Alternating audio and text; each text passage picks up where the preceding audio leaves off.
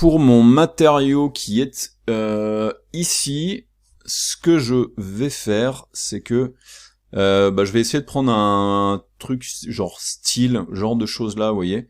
Je crois qu'il y a le style Scratch qui est pas mal, ou le style Stained, celui-là est pas mal. Donc regardez, je prends, je clique, je glisse dessus. Là du coup ça me fait cette espèce de métal là qui fonctionne plutôt pas mal. Et même principe que ce que l'on a fait tout à l'heure, donc là j'ai ce calque là qui ne sert à rien, je le supprime. Je développe les informations de ce qu'il y a là-dedans. Et là du coup j'ai mon steel base. Donc le steel base qui est ici, c'est le métal. Je vais tourner un petit peu, voilà, pour qu'on ait une lumière un peu plus intéressante ici. Donc là en fait c'est un matériau qui existe déjà, qui a été cliqué dessus, glissé dessus, on est en triplanaire, avec un tiling de 1.5, ça fonctionne.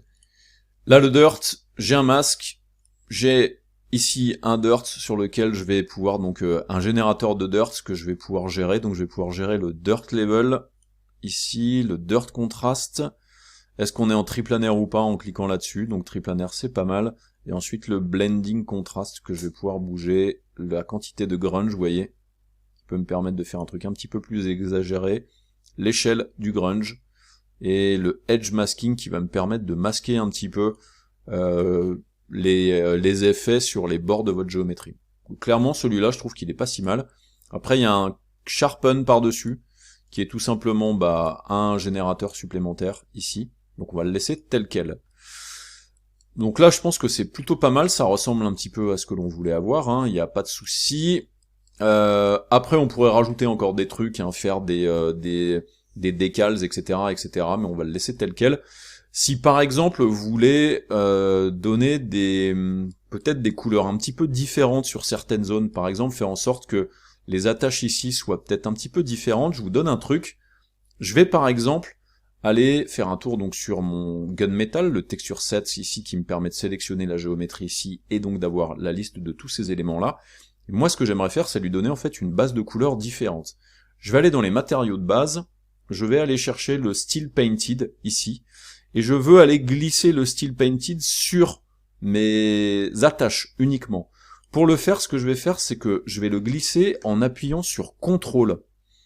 Quand vous utilisez des raccourcis clavier, regardez, il y a des choses qui s'affichent ici. Donc regardez, si j'appuie sur CTRL, ça me permet en fait d'aller glisser cette couleur-là avec CTRL sur cette portion du mesh. Et là, regardez, il m'a fait l'application de cette couleur-là directement ici.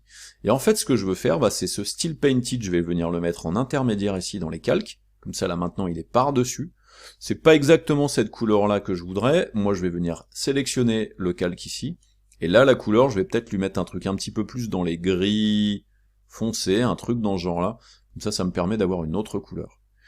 Si je viens sélectionner ce calque-là, vous voyez qu'ici, j'ai un masque. Et le masque ici, vous voyez qu'il y a un espèce de générateur qui s'appelle le Color Selection. Si je clique sur le Color Selection ici, ça peut me permettre de venir ici, et ici avec le Pick Color, d'aller piquer une autre couleur, c'est-à-dire utiliser un ID de couleur que l'on avait généré, je vous le rappelle, avec le Texture Set Settings, avec cette ID de couleur qui est ici. Là, ici, dans le menu déroulant, je peux venir chercher les Beck Mesh Maps et voir l'idée de couleur, et là, vous voyez qu'on a des idées de couleurs qui sont différentes. Eh bien, moi, ce que je veux, c'est justement que, alors je vais repasser sur l'affichage du matériau, c'est aller piquer la couleur qui est ici. Donc regardez, je clique sur le Pick Color, je viens sélectionner cette couleur-là, et là vous voyez ce qu'il a fait. Il a fait un masque qui me permet d'avoir ce matériau spécifiquement dans cette zone-là.